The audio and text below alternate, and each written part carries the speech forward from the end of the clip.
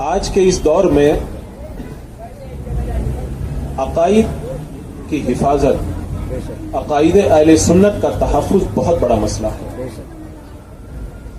اور یہ مسئلہ دن بدن سنگین سے سنگین تر ہوتا چلا جا رہا ہے، اور امت کے ارباب دانش آنے والی نسلوں کے ایمان کی حفاظت کے حوالے سے بہت حساس ہیں۔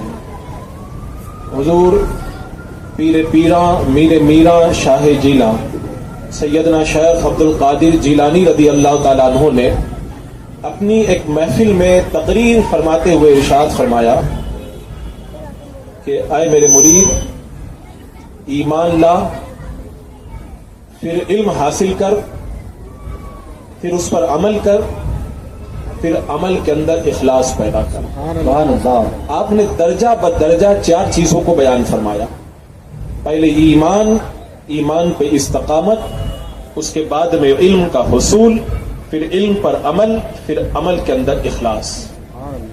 حضور سیدنا شیخ عبد القادر جیلانی رضی اللہ تعالیٰ عنہ نے اپنے مختلف خطبات کے اندر جگہ جگہ ایمان کو تقدیم کے ساتھ میں بیان فرمایا۔ اس کی وجہ ظاہر ہے، باقی ساری چیزیں بات کی ہے، ایمان کا درجہ پہلے ہے۔ سبحان اللہ۔ ایمان کے بغیر عمل کام نہیں آتا، ایمان کے بغیر رشتہ کام نہیں آتا، ایمان کے بغیر کوئی نسب کام نہیں آتا، ایمان کے بغیر کوئی کرامت کام نہیں آتی، بے شک، اور ایمان کے بغیر دنیا کی کوئی بھی شے انسان کے لیے نجات کا سبب نہیں بن سکتی۔ بے شک، سبحان اللہ۔ عمل کی اگر آپ بات کریں تو منافقین کے پاس عمل کی کمی نہیں تھی، لیکن اللہ نے ان کو مردود قرار دیا ایمان نہ ہونے کی بنیاد پر۔ اگر علم کی آپ بات کریں، شیطان ابلیس کے پاس علم کی کوئی کمی نہیں تھی، بلم باورا اس کی محفل کے اندر 20 ہزار علم کے لیے دعوتیں رکھی جاتی تھی، لیکن آخر میں حشر کیا ہوا؟ اللہ نے اسے کتا بنا دیا، اور قرآن میں فرمایا وہ کتا ہے، بوجھ لا دو تب بھی ہانپے اور بوجھ نہ لا دو تب بھی وہ ہانپے۔ تو ایمان کے بغیر علم کی بھی کوئی ویلو نہیں۔ اگر اور دیگر نیکیوں کی صدقہ و خیرات کی آپ بات کریں، حضرت ام المومنین عائشہ صدیقہ رضی اللہ تعالی عنہا نے میرے آقا علیہ السلام کی بارگاہ میں عرض کی، یا رسول اللہ، عبداللہ ابن جدعان نے بہت نیکیاں کی ہیں، کیا اس کی نیکیاں اس کو کام آئیں گی؟ میرے آقا نے فرمایا کوئی کام نہیں آئے گی، کیونکہ ایمان کے بغیر نیکی بھی کام نہیں آتی۔ اگر آپ خواری کے عادات کی بات کریں، جوگیوں نے بڑے کمالات دکھائے، ہواؤں میں اڑے، پانیوں پہ چلے، یہ کیا وہ کیا، لیکن ایمان نہیں تو وہ بھی کچھ کام نہیں آیا۔ اگر آپ رشتے کی بات کریں، ابو لہب میرے آقا صلی اللہ تعالی علیہ وسلم کا چچا تھا، لیکن کیا ہوا؟ رب نے فرمایا تبت یدا ابی لہب و تب ما اغنا، یعنی اللہ نے قرآن پاک میں قیامت تک کے لیے اس پر لعنت نازل فرمائی، رشتہ بھی کام نہیں آیا۔ کنعان کون تھا؟ حضرت نوح علیہ السلام کا بیٹا تھا، لیکن اللہ تبارک و تعالیٰ نے قرآن مقدس کے اندر فرما دیا انہ لیس من اہلک، وہ تیرے خاندان میں سے نہیں ہے نوح۔ تو میرے غوث العظم دستگیر رضی اللہ تعالیٰ عنہ نے اپنے اس خطاب کے اندر ایمان کو سب سے پہلے اس لیے رکھا کہ ایمان کے بغیر علم بھی کام نہیں آتا، عمل بھی کام نہیں آتا، رشتہ بھی کام نہیں آتا، کوئی نسب کام نہیں آتا، خارق عادت شے بھی کام نہیں آتی، کوئی نیکی بھی کام نہیں آتی۔ ایمان کا درجہ سب سے پہلے ہے، اور اس دور کے اندر سب سے زیادہ جو خطرہ ہے وہ ایمان کے لیے ہے۔ یہ عرص اعلیٰ حضرت کی جو محفل سجائی جا رہی ہے، آج ہم کیوں رضا کرتے ہیں؟ آخر کوئی تو بات ہے۔ 100 سال ہو گئے، لوگ اپنے سگوں کو 2-4 سال میں بھول جایا کرتے ہیں، 2-4 مہینوں میں بھول جایا کرتے ہیں۔ آج 100 سال گزر گئے، پھر بھی کیوں اعلیٰ حضرت ہم کو یاد آتے ہیں؟ اعلیٰ حضرت کیوں یاد آتے ہیں؟ یہ ہمیں بتایا حضرت سعد الافاضل رضی اللہ تعالیٰ عنہ۔ حضور سعد الافاضل رحمۃ اللہ تعالیٰ علیہ ارشاد فرماتے ہیں کہ اعلیٰ حضرت کی بارگاہ سے لوگوں نے بڑی دولتیں پائی، کسی نے کچھ پایا، کسی نے کچھ پایا، لیکن اعلیٰ حضرت سرکار کے دربار سے مجھے سب سے بڑی جو دولت ملی ہے وہ دولت ایمان ملی ہے۔ یہاں پہ ایک لمحے کے لیے میں آپ سے پوچھنا چاہتا ہوں، سعد الافاضل رحمت اللہ تعالی علیہ وہ تو مسلمان تھے، بہت بڑے جید عالم تھے, خزائن العرفان لکھنے والے بہت بڑے مفسر قرآن تھے, ان کے پاس تو ایمان کی دولت تھی. صدر الافاضل رحمت اللہ تعالی علیہ نے یہ کیوں فرمایا کہ میں نے بارگاہ اعلی حضرت سے ایمان کی دولت پائی؟ اس کی وجہ یہ ہے کہ 1857 کا جو منظر نامہ ہے اس کو آپ اپنی نگاہوں کے سامنے رکھیں. 1857 کی اس جنگ آزادی کا جو اعلان علماء حق نے علامہ فضل حق خیر آبادی کے پرچم تلے کیا تھا, اور انگریزوں کے خلاف جہاد کا جب فتویٰ دیا گیا تھا دہلی کی جامع مسجد سے, اس کے بعد میں انگریزوں نے سب سے زیادہ ظلم علماء اہل سنت پر کیا تھا. دہلی کے چاندنی چوک سے لے کر کے آخری کنارے تک کوئی ایسا درخت نہیں تھا جس درخت پر کسی عالم کی لاش نہ لٹک رہی ہو. ایک ایک دن کے اندر سینکڑوں علماء کو پھانسی کے پھندوں پہ لٹکا دیا گیا, جزیرہ انڈمان کے اندر بھیج دیا گیا. علماء اہل سنت کے خلاف انگریزوں نے جو تحریک چلائی تھی ان کا مقصد یہ تھا کہ جب تک علماء ان مسلمانوں کے درمیان موجود رہیں گے اس وقت تک یہ ان کے اندر ایمان کی حرارت باقی رکھیں گے, اور جب تک ایمان کی حرارت باقی رہے گی قوم مسلم کو دبایا نہیں جا سکتا ہے. تو پھر علماء اہل سنت کے خلاف ایک مہم چلی تھی, اور پھر اسی پس منظر کے اندر چند علماء کو خریدا گیا تھا. علماء کی ایک الگ ٹیم تیار کی گئی تھی, ایک الگ دارالعلوم ان کو بنوا کر کے دیا گیا تھا. پھر اس کے بعد میں ایمان کی کھیتی کو برباد کرنے کے لیے ایک مہم چلی, تحذیر الناس لکھی گئی, تقویت الایمان لکھی گئی, اور نہ جانے کیسی کیسی پھوڑ قسم کی کتابیں لکھ کر کے علماء اہل سنت کے خلاف اور عوام اہل سنت کے ایمان کو غارت کرنے کا ایک منصوبہ تیار کیا. تو علامہ صدر الافاضل رحمت اللہ تعالی علیہ نے جو یہ فرمایا کہ بارگاہ اعلی حضرت سے لوگوں نے بڑی دولتیں پائی ہیں, مجھے اعلی حضرت کے دربار سے ایمان کی دولت ملی ہے, اس کی وجہ یہ ہے کہ اس دور کے اندر جب ایمان بچانا مشکل تھا, جھبا و دستار والے خریدے جا رہے تھے, اس وقت حق کو حق اور باطل کو باطل کہنے والی ذات اگر کوئی تھی تو وہ اعلی حضرت سرکار کی ذات تھی. اس لیے صدر الافاضل علیہ الرحمٰن نے اس بات کو ارشاد فرمایا. اور علامہ وسیع احمد سورتی رحمت اللہ تعالی علیہ سے حضور محدث اعظم رضی اللہ تعالیٰ عنہ نے جب یہ سوال کیا تھا کہ آپ نے علم حاصل کیا ہے مولانا اسحاق صاحب سے, آپ ان کی اتنی تعریف نہیں کرتے ہیں, آپ نے بیعت کی ہے مولانا فضل الرحمان گنج مراد آبادی سے, آپ ان کی اتنی تعریف نہیں کرتے, بار بار آپ اعلیٰ حضرت کیوں کرتے ہیں؟ تو آپ نے جواب میں ارشاد فرمایا, وہ علم بڑی دولت نہیں ہے جو مجھے مولانا اسحاق سے ملی ہے, وہ بیعت بڑی دولت نہیں ہے جو مجھے مولانا فضل الرحمان گنج مراد آبادی سے ملی ہے, وہ ایمان بڑی دولت ہے جو مجھے اعلیٰ حضرت کے دربار سے عطا ہوئی ہے. عشق رسول کا جو خزانہ ہے وہ مجھے اعلیٰ حضرت کے دربار سے ملا ہے, اس لیے میں بات بات پہ اعلیٰ حضرت کا تذکرہ کیا کرتا ہوں. تو اس دور میں جو ایمان بچانا مشکل ہے اس لیے بار بار اعلیٰ حضرت ہم کو یاد آیا کرتے ہیں, اور اعلیٰ حضرت رضی اللہ تعالیٰ نے جو مسلک دیا اس کا ہم اسی لیے نعرہ لگاتے ہیں. اور یہ ایک بڑی بے چینی کی بات ہے کہ لوگ اس پر بے چینی کا اظہار کرتے ہیں. میں کہتا ہوں یہ کوئی نئی بات نہیں ہے. علامہ عبدالعلیم صدیقی میرٹھی رحمۃ اللہ تعالی علیہ مبلغ اسلام, جن کے ہاتھوں پر 70,000 سے زیادہ لوگوں نے اسلام قبول کیا, اور جو اعلیٰ حضرت سرکار کے خلیفہ ہے, پوری دنیا کا آپ نے تبلیغی دورہ فرمایا, اور آپ کی تبلیغی خدمات کو دیکھ کر کے وہابیوں نے بھی کہا کہ اگر بریلوی علماء کے اندر کسی نے کام کیا ہے تو مبلغ اسلام علامہ عبدالحلیم صدیقی میرٹھی علیہ رحمۃ الرضوان کی ذات بابرکات ہے. علامہ عبدالحلیم صدیقی میرٹھی علیہ رحمہ کے جب انتقال کا وقت آیا تو آپ نے آخری وقت میں جو بات کہی اس کو لوہے دل پہ نشر کر لو. فرماتے ہیں اللہ کا شکر ہے ساری زندگی مسلک اعلیٰ حضرت پہ میری گزری, زندگی بھر میں مسلک اعلیٰ حضرت پہ قائم رہا, اور مرتے وقت مجھے خوشی ہے اس بات کی کہ میری موت مسلک اعلیٰ حضرت پہ ہوئی. ہمارے بزرگوں نے فخر کیا ہے, ہم اور آپ کیا ہے, ہمارے بزرگوں نے ناز کیا ہے اعلیٰ حضرت سرکار رضی اللہ تعالیٰ عنہ پر, اور اعلیٰ حضرت رضی اللہ تعالیٰ عنہ نے علم کی حفاظت کی تو اللہ تبارک و تعالیٰ نے انہیں وہ صلہ عطا فرمایا. ایک بات ہمیشہ آپ یاد رکھیں, خدمات بہت سارے علماء نے کی ہے, ان کا بھی نام لیا جاتا ہے, لیکن اعلیٰ حضرت کا زیادہ نام لیا جاتا ہے تو پریشان ہونے کی ضرورت نہیں ہے, اس لیے کہ شیخ مجدد الف ثانی رحمت اللہ تعالی علیہ اپنے مکتوبات شریف کے اندر لکھتے ہیں کہ بندہ عمل تو کرتا ہے لیکن عمل کا مرتبہ الگ الگ ہوتا ہے. جیسے مثال کے طور پر ایک بندہ بارڈر کے اوپر ڈیوٹی دیتا ہے, عام دنوں کے اندر اس کی وہ قدر نہیں ہوا کرتی, لیکن اگر بارڈر پہ جنگ چھڑ جائے, جنگ کا ماحول ہو, گولے چل رہے ہو اور بندوقوں سے فائر کیے جا رہے ہوں، اس موقع پر جو بارڈر پہ ڈیوٹی نبھاتا ہے وہ بڑا معزز کہلاتا ہے اور حکومت اسے انعامات زیادہ دیا کرتی ہے۔ تو علامہ مجدد الفسانی رحمت اللہ تعالی علیہ ارشاد فرماتے اسی طرح خدمات تو بہت سارے لوگ کیا کرتے ہیں،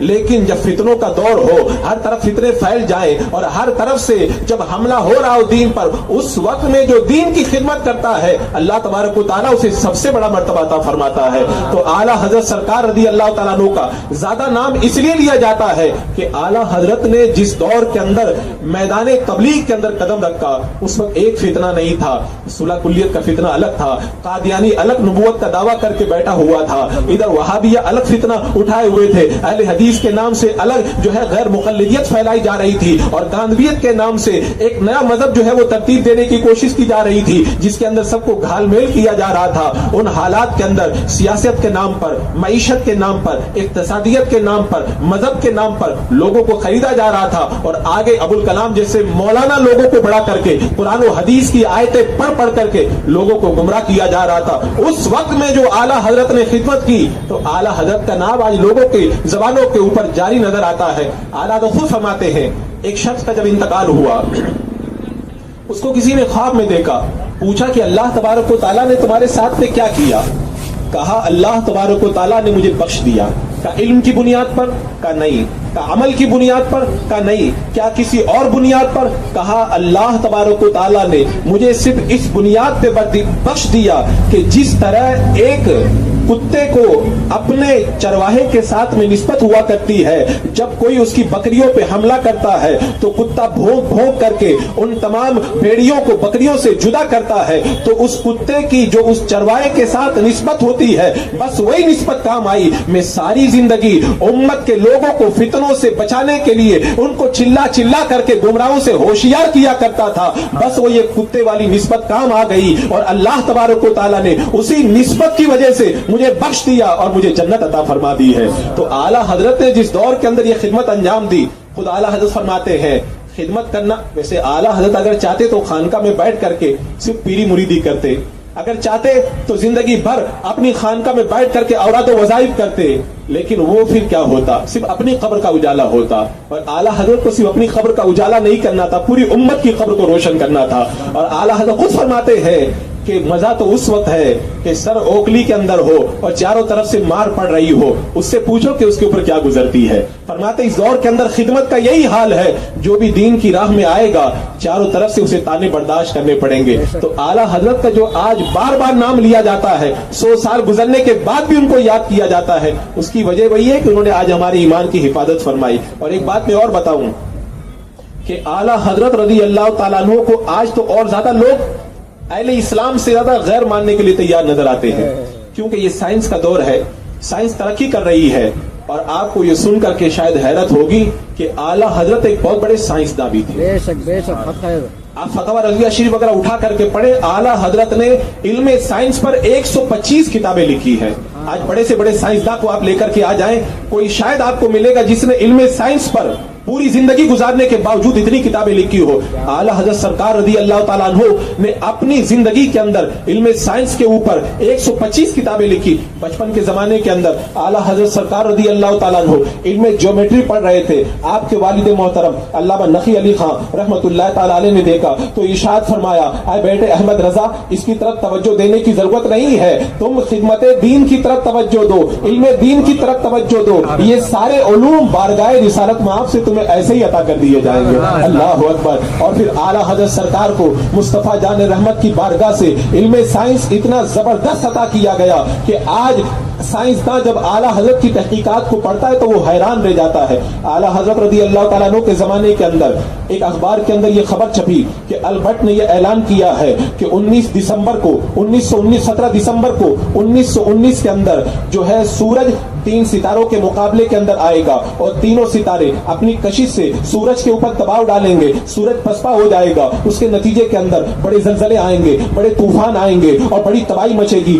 دنیا تباہ و بربادی کے دہانے پر پر پہنچ جائے گی. اعلیٰ حضرت رضی اللہ تعالیٰ عنہ کی بارگاہ کے اندر لوگ اخبار کا تراشا لے کر کے آئے. کہ حضور اخبار کے اندر ایک بہت بڑے سائنسدان نے, امریکہ کا سائنسدان ہے, 1919 17 دسمبر کے اندر اس نے یہ پیشن گوئی کی ہے کہ سورج ستاروں کے مقابلے میں آئے گا, کشش کا مقابلہ نہیں کر پائے گا اور پسپا ہو کر کے نتیجے کے اندر بڑی تباہی مچے گی. اعلیٰ حضرت رضی اللہ تعالیٰ عنہ نے اپنے علم کی طرف توجہ کی اور توجہ کرنے کے بعد میں قرآن مقدس کی آیت کریمہ والشمس والقمر بحسبان کی تفسیر کی روشنی کے اندر آپ نے ارشاد فرمایا کہ کسی ستارے کی یہ مجال نہیں ہے کہ وہ سورج کے اوپر غالب آ جائے. اللہ تبارک و تعالیٰ نے سورج کو اتنی طاقت عطا فرمائی ہے. اس کے بعد میں اعلیٰ حضرت نے یہ اعلان فرمایا کہ میری طرف سے یہ بتا دیا جائے 17 دسمبر 1919 کو امن و امان رہے گا, کچھ بھی نہیں ہوگا, کوئی زلزلہ نہیں آئے گا, کوئی طوفان نہیں آئے گا. ایک طرف دنیا کا امریکہ کا سائنسداں اعلان کر رہا ہے کہ یہ ہوگا اور دوسری طرف بریلی کا مرد قلندر اپنے علم سائنس کی روشنی کے اندر اعلان کر رہا ہے کچھ نہیں ہوگا. لوگ انتظار کر رہے تھے وہ سائنسداں صحیح کہتا ہے یا گنبد خضرا کے مکی کے در کا غلام یہ سائنسداں صحیح کہتا ہے. جب 17 دسمبر کی تاریخ آئی تو دنیا والوں نے اپنے ماتھے کی آنکھوں سے دیکھا ساری پیشن گوئیاں جھوٹ ہوئی,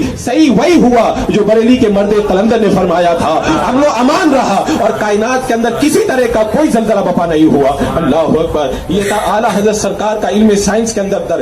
اسی طرح اعلیٰ حضرت کی بارگاہ میں ایک سوال پیش کیا گیا کہ حضور ابھی ایک پنڈت نے ایک جگہ یہ تقریر کے اندر اعلان کیا ہے کہ قرآن مقدس کے اندر اللہ تبارک و تعالیٰ ارشاد فرماتا ہے کہ ماں کے پیٹ کے اندر کیا ہے وہ کوئی نہیں جان سکتا. اب ہم نے ایک ایسی مشین بنا لی ہے, ایک ایسا اوزار بنا لیا ہے, اس کو جب ہم ماں کے شکم پر رکھتے ہیں تو پتہ چل جاتا ہے کہ ماں کے پیٹ میں بچہ ہے یا بچی ہے. تو وہ اخبار کا تراشا اعلیٰ حضرت رضی اللہ تعالیٰ عنہ کی بارگاہ میں پیش کیا گیا. کہ حضور اس پادری نے تقریر کی ہے, بہت سارے لوگ متزلزل ہو گئے ہیں کہ قرآن کی آیت کریمہ پر اعتراض ہے کہ اللہ تو فرماتا ہے کہ ماں کے پیٹ میں کیا ہے کوئی نہیں جان سکتا, اور ہم نے ایسا اوزار نکال لیا ہے جو یہ بتاتا ہے کہ ماں کے پیٹ میں کیا ہے. تو اس طریقے سے تو قرآن کی آیت کے بالکل خلاف نظر آتا ہے. معاذ اللہ رب العالمین. بہت سارے لوگ شبہ کے اندر پڑ گئے ہیں, ان کے ایمان کا خطرہ ہے. اعلیٰ حضرت رضی اللہ تعالیٰ عنہ نے جب اس بات کو سنا اسی وقت ایک رسالہ لکھا السمسام کے نام سے. اس رسالے کے اندر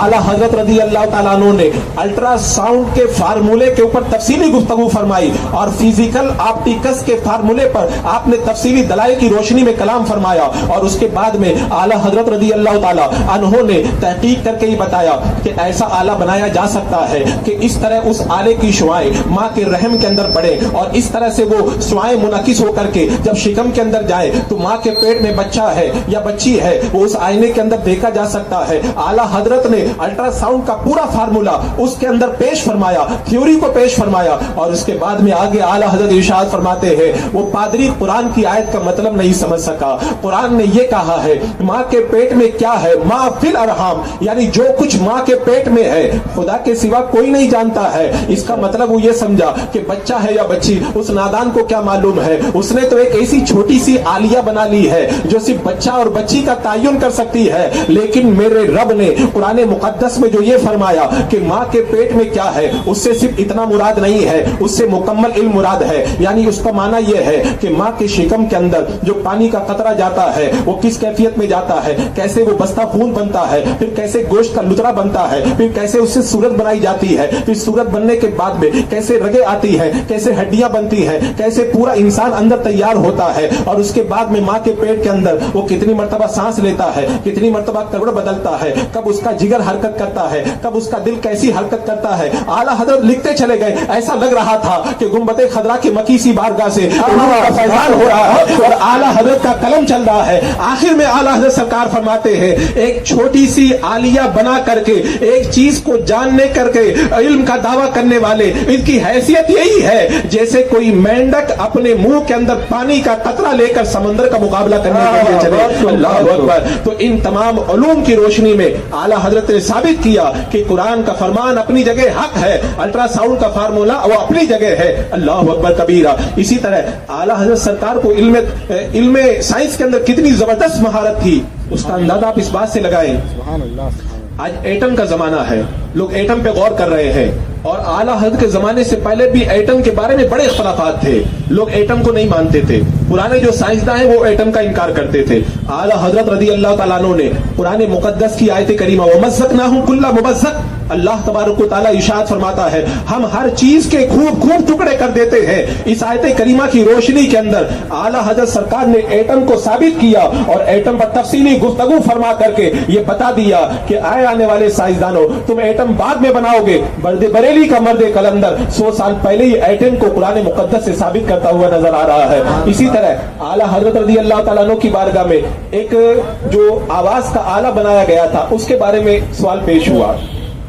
تو اعلیٰ حضرت نے الکشف و شافیہ کے نام سے پوری ایک کتاب لکھی کہ آواز کیسے بنتی ہے, آواز کیسے دور سے سنائی دیتی ہے, آواز کو کیسے سنا جاتا ہے, اس کی مکمل جو ہے گفتگو فرما کر کے آج جو ہے آواز پہ لوگوں نے ترقی کر لی, موبائل بنا لیے, وہ بنا لیے. بریلی کے مرد قلندر نے الکشف و شافیہ کے اندر 100 سال پہلے آواز پر تفصیلی گفتگو فرما دی تھی. اگر اس کو آج اگر کوئی سائنسداں پڑھے تو اس کی آنکھیں حیرت سے پھٹی کی پھٹی رہ جاتی ہے کہ اللہ تبارک و تعالیٰ نے اس مرد قلندر کو سائنس کا کتنا گہرا علم عطا فرمایا تھا. اسی لیے اعلیٰ کے دربار میں ایک سوال اور پیش ہوا کہ حضور یہ زلزلہ کیسے آتا ہے؟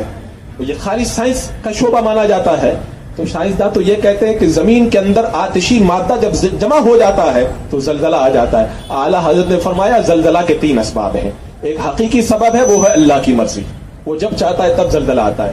دوسری ایک ہے وجہ لوگوں کے گناہ, ظہر الفساد فی البر والبحر بما کسبت ایدی الناس, زمین و آسمان میں جو بھی فساد پیدا ہوتا ہے, زلزلے جو کچھ بھی آتے ہیں لوگوں کے گناہوں کی وجہ سے آتے ہیں. پھر آخر میں فرماتے ہیں اور ایک ظاہری سبب اس کا یہ ہے کہ اللہ تبارک و تعالیٰ نے ایک پہاڑ کو پیدا کیا ہے جس کا نام ہے کوہ کاف. اس پہاڑ کی شاخیں پوری زمین کے اندر پھیلی ہوئی ہے, اور جب اللہ تبارک و تعالیٰ اس بات کا ارادہ فرماتا ہے کہ فلاں علاقے کے اندر زلزلہ آ جائے تو کوہ کاف کو حکم دیتا ہے, تو کوہ کاف اپنی اس شاخ کو حرکت دیتا ہے. جو شاخ اس علاقے کے اندر جاتی ہے جب وہ حرکت میں آتی ہے تو زلزلہ بپا ہو جاتا ہے. یہی وجہ ہے کہ زلزلہ پوری زمین پہ ایک ساتھ میں نہیں آتا, کسی جگہ آتا ہے. تو کوہ کاف اپنی جس رگ کو حرکت دیتا ہے اسی علاقے کے اندر اللہ تبارک و تعالیٰ کے حکم سے زلزلہ بپا ہو جاتا ہے. اسی طرح اعلیٰ حضرت سرکار رضی اللہ تعالیٰ عنہ کے بارگاہ کے اندر ایک سوال پیدا ہوا پانی کے حوالے سے. آج تک پانی اور پتھر کی ایسی تحقیق جو اعلیٰ حضرت نے فرمائی ہے کسی سائنسدان نے نہیں فرمائی ہے. تیمم کرنا اس چیز سے جائز ہے جو جن سے عرض سے ہو, اور جو زمین کی جلد سے نہیں ہے اس سے تیمم کرنا جائز نہیں ہے. اب وہ کیا ہے کیا نہیں ہے اس کی تفصیل زیادہ علماء نے ابھی بیان نہیں فرمائی. اعلیٰ حضرت سرکار رضی اللہ تعالیٰ عنہ جو کلام کرنے بیٹھ گئے فرمایا 180 طرح کے وہ پتھر ہیں, زمین سے نکلنے والی وہ چیزیں ہیں جن سے تیمم کرنا جائز ہے, 130 وہ چیزیں ہیں جن سے تیمم کرنا جائز نہیں ہے. اور اس کے بعد میں اعلیٰ حضرت نے پتھر کی 180 قسموں کو بیان کیا.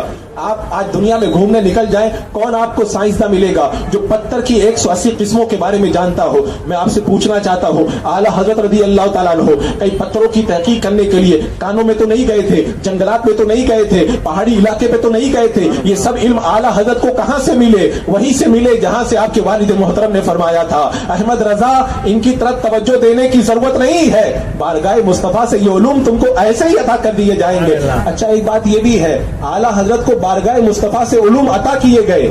اعلیٰ حضرت رضی اللہ تعالیٰ عنہ نے ان علوم کو ظاہر تو فرمایا لیکن کبھی راز سے پردہ نہیں اٹھایا. اچھا ایک موقع آیا تو اعلیٰ حضرت نے راز سے پردہ ہٹا دیا.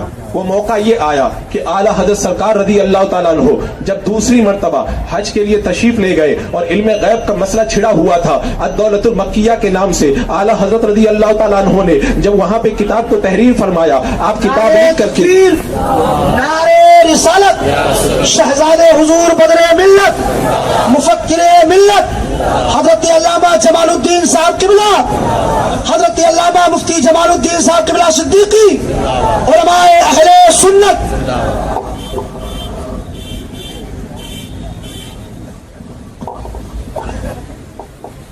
درود پاک پڑھ لیں آپ حضرات. اللہم صلی علی سیدنا و شفیعنا و حبیبنا مولانا محمد مبارک وسلم, صلاۃ و سلام علیک یا رسول اللہ صلی اللہ تعالی علیہ وسلم. تو میں عرض یہ کر رہا تھا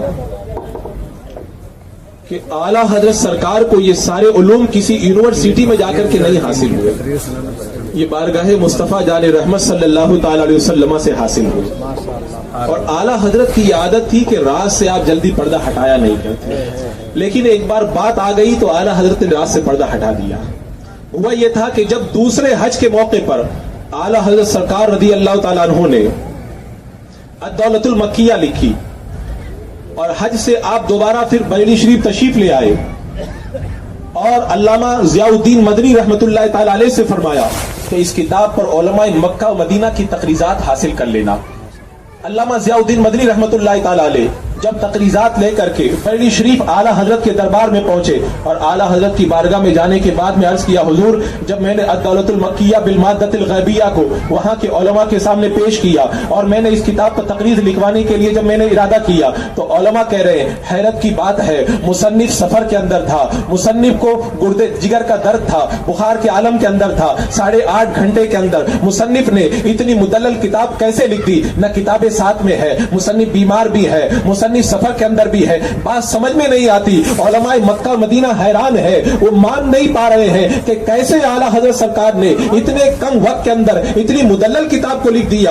اعلیٰ حضرت رضی اللہ تعالیٰ عنہ نے پھر اس رات سے پردہ ہٹایا جو علامہ نقی علی خان رحمت اللہ تعالیٰ علیہ نے بچپن میں آپ کو بشارت عطا فرمائی تھی. اعلیٰ حضرت فرماتے ہیں بات صحیح ہے, جب میرے پاس میں سوال پیش کیا گیا اس وقت میرے جگر کے اندر درد تھا اور جگر کے درد کی وجہ سے مجھے بخار چڑھا ہوا تھا, اور میرے پاس میں سوال لانے والے نے اس بات کی میرے پاس التجا کی کہ جلدی 2 دن کے اندر جواب دینا ضروری ہے, شریف مکہ کا دربار لگا ہوا ہے, ان کی ریشہ دوانیوں کو ختم کرنا ضروری ہے. اعلیٰ حضرت فرماتے ہیں میں نے حالات کی نزاکت کو دیکھتے ہوئے فوراً میں آیا اور میں نے زمزم سے وضو کیا, اور وضو کرنے کے بعد میں خانہ کعبہ کے سامنے میں نے حتیم کے اندر میں نے خانہ کعبہ کے سامنے میں نے 2 رکعت نماز ادا کی, اور نماز ادا کرنے کے بعد میں باب کعبہ کے سامنے میں بیٹھ گیا اور الدولۃ المکیہ بالمادۃ الغیبیہ کو لکھنے کا میں نے جب ارادہ کیا, جب میں نے نظر اٹھائی تو نظر اٹھا کر کے کیا دیکھا, باب کعبہ پر رسول اکرم سید عالم صلی اللہ تعالی علیہ وسلم جلوہ بار ہے, اور ایک طرف حضرت علی شیر خدا ہے,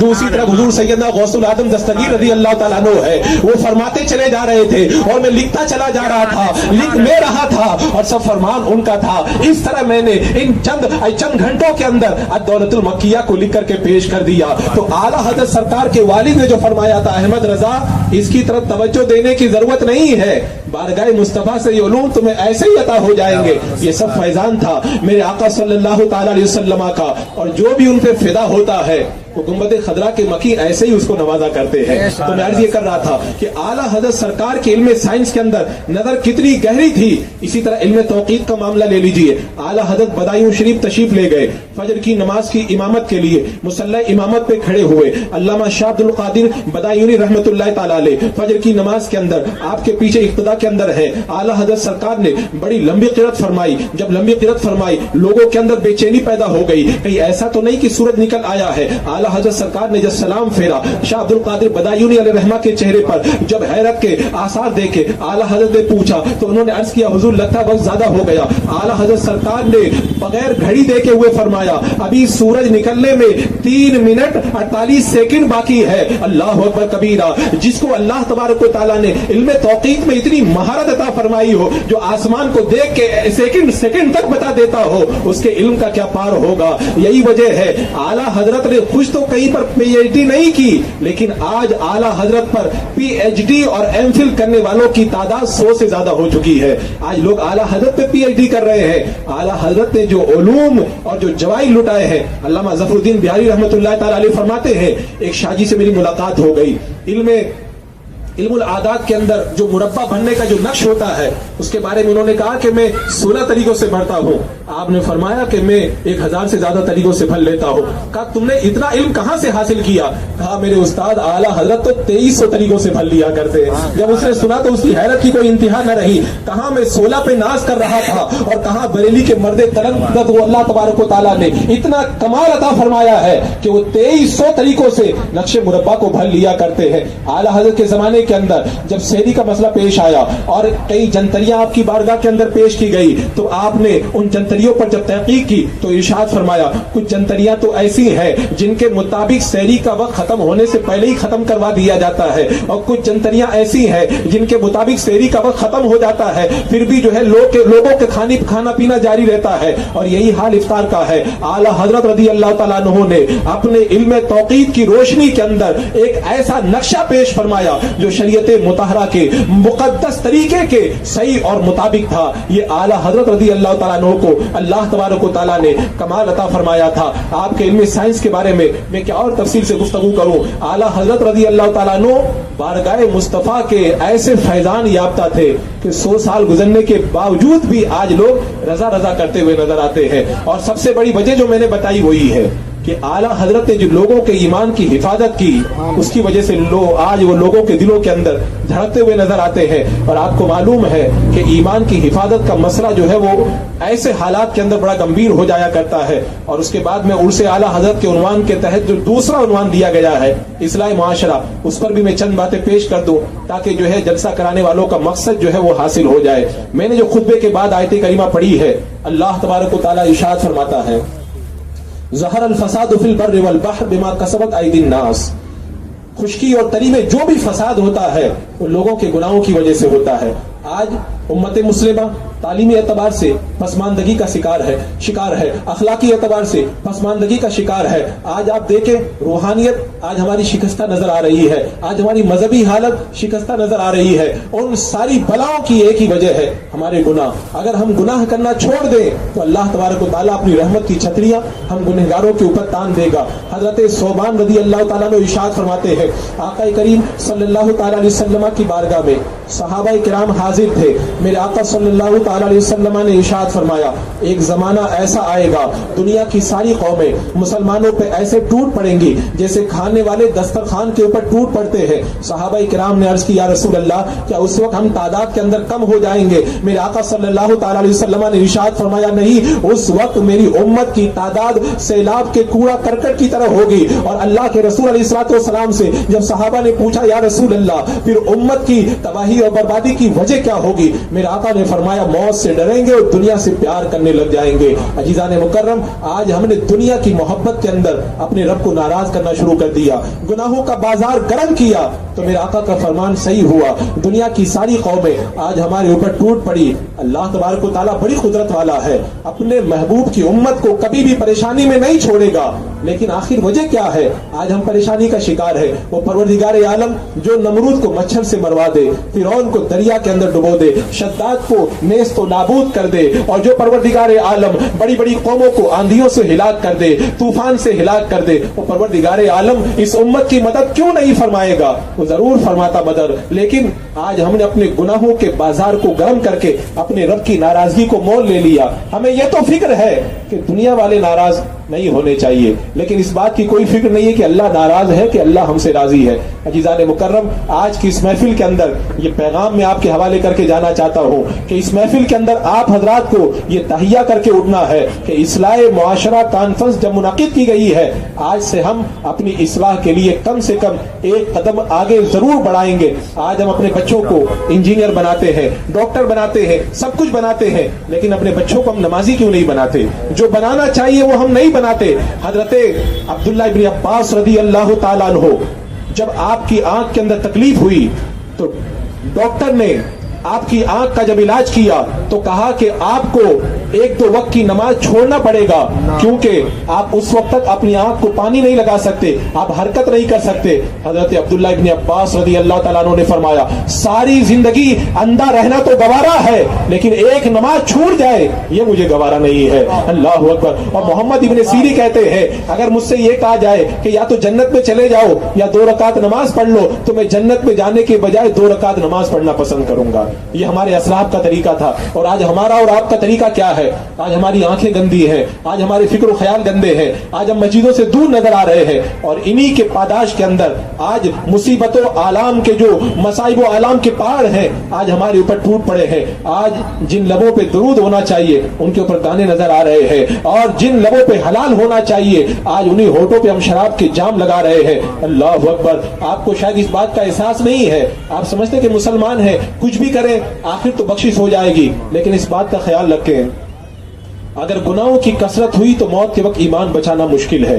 حضرت فضیل ابن عیاض رضی اللہ تعالیٰ عنہ فرماتے ہیں کہ میں نے اپنے ایک مرید کے انتقال کے بعد میں اس کو خواب میں دیکھا, فرشتے اس کو پکڑ کر کے جہنم کی طرف لے کر کے جا رہے ہیں. میں نے پوچھا تو بہت نیک تھا, بہت پارسا تھا, بہت پرہیزگار تھا, تو جہنم میں کیسے جا رہا ہے؟ تو اس نے بڑے ہی افسوس کے ساتھ میں مڑ کر کے مجھ سے کہا کہ آخری سال کے اندر مجھ کو ایک بیماری ہو گئی تھی, میں نے اس کا بہت علاج کروایا, کوئی علاج نہیں ہوا. ایک طبیب نے علاج یہ بتایا کہ سال کے اندر تم ایک پیالہ شراب کا پی لو گے تو سال بھر تک تمہاری بیماری دبی رہے گی. میں سال کے اندر شراب کا ایک پیالہ پی لیتا تھا, وہی شراب کا ایک پیالہ میرے لیے نحوست کا سبب بن گیا, اور آج اسی وجہ سے مجھے جہنم کی طرف لے کے جایا جا رہا ہے. موت کے وقت میں وہ شراب کا پیالہ مجھے ایمان اور کلمہ پڑھنے سے مجھے روک دیا گیا. عزیزان مکرم, جو مجبوری کے اندر پیے اس کا یہ حال ہو جاتا ہے, تو جو بندہ جان بوجھ کر کے شراب پیتا ہے اس کا کیا حشر ہوگا. اور آج ہم گانوں بجانوں کا جو بازار گرم کیے ہوئے ہیں, اس سے پہلے بھی میں نے یہ بات کہی تھی کہ آج جو ہے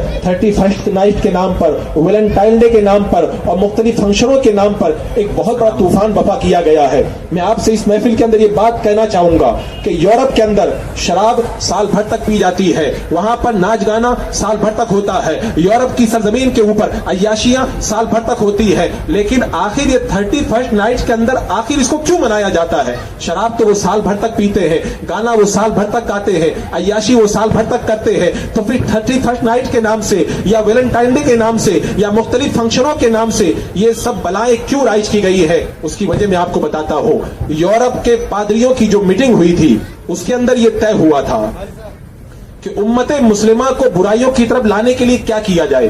اگر شراب کے نام پہ بلایا جائے گا امت نہیں آئے گی, گانے کے نام پہ بلایا جائے گا امت نہیں آئے گی, عیاشی کے نام پہ بلایا جائے گا امت نہیں آئے گی, فحشی کے نام پہ بلایا جائے گا امت نہیں آئے گی. بلانے کا ایک ہی طریقہ ہے کہ امت کے اندر ایک کلچر پیدا کرو, ایک تہذیب پیدا کرو, کیونکہ کلچر کے نام پر لوگ برائی کو ایکسپٹ کر لیتے ہیں, لہذا انہوں نے کلچر پیدا کیا. 31st نائٹ کے نام سے کلچر بنایا, ویلنٹائن ڈے کے نام سے انہوں نے فنکشن بنایا, انہوں نے مختلف فنون لطیفہ کے نام سے انہوں نے کلچر بنایا. اب اگر کوئی مسلمان ان عیاشیوں کے اندر جاتا ہے, اس سے کوئی سوال کرتا ہے کہ کیوں جا رہے ہو, تو کہتا ہے یہ ہمارا کلچر ہے, یہ ہماری تہذیب ہے. تو کلچر کے نام پر, تہذیب کے نام پر آج برائیاں امت مسلمہ کے اندر داخل کی جا رہی ہے, اور امت کو ان حالات کے اندر ہوشیار ہونے کی ضرورت ہے. آج ہم جن حالات سے دوچار ہیں, عزیزان مکرم, ہمارے اسلاف کا طریقہ کیا تھا؟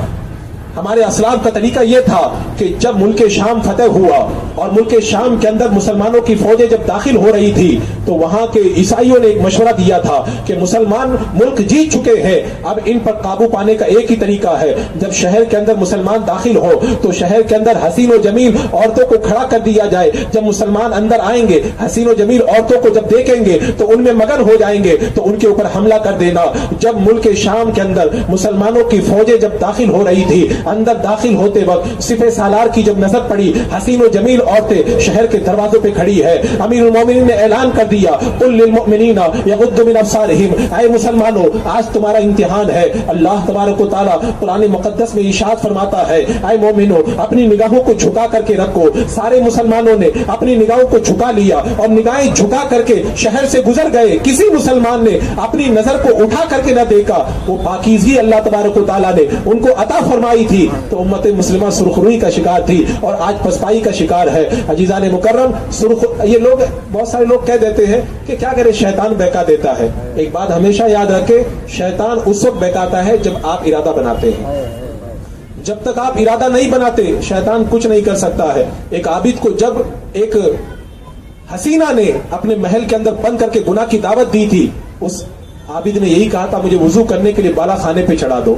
جب وہ بالا خانے پہ چڑھا اور وضو کرنے کا ارادہ بنایا, وہیں سے اپنے آپ کو چھت سے نیچے کدا دیا.